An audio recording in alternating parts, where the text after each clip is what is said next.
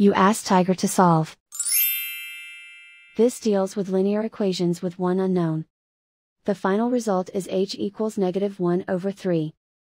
Let's solve it step by step. Simplify the expression.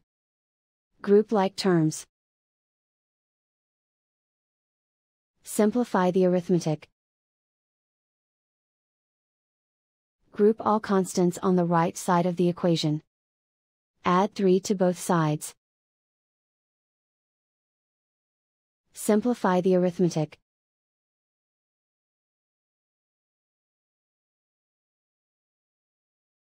Isolate the h. Divide both sides by -9. Cancel out the negatives.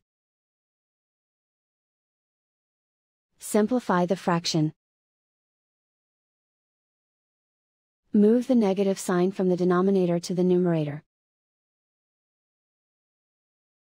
Find the greatest common factor of the numerator and denominator.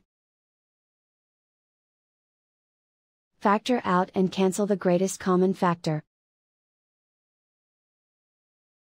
And so the final result is h equals -1/3.